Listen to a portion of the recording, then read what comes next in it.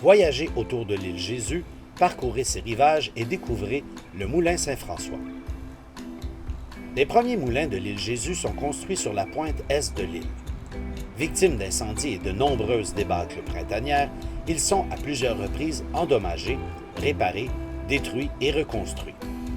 En 1716, le séminaire de Québec décide de changer l'emplacement et fait construire le premier moulin de Saint-François sur l'île du Moulin ou l'île aux Guides située dans la rivière des Prairies. Entre 1717 et 1723, c'est le meunier Barthélemy Sicard qui y travaille pour un salaire annuel de 625 livres.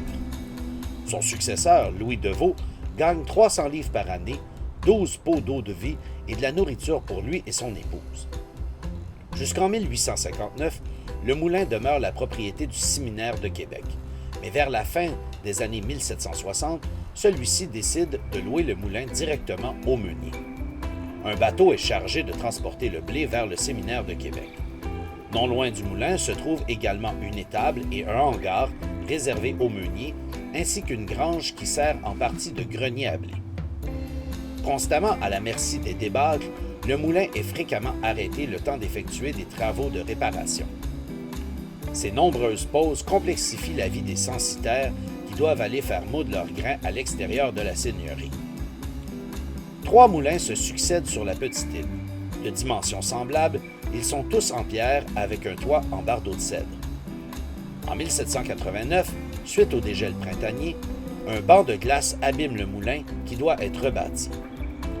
Sa reconstruction dure 5 ans et le nouveau moulin est désormais muni d'un système hydraulique plus performant et plus résistant aux embâches. Le moulin de Saint-François fait face à la concurrence des moulins de Terrebonne, de Lachenay et du Sault au Récollet situés à proximité. Il doit se diversifier pour augmenter sa productivité. En 1819, le moulin est agrandi pour ajouter 2 nouvelles moulanges. En 1847, ces nouvelles machines à carder la laine brossent dès la première année d'opération 5050 livres de laine.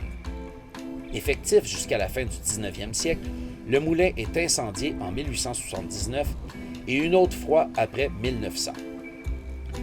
À partir des années 60, seules quelques traces des fondations du moulin subsistent, visibles de la berge du vieux moulin.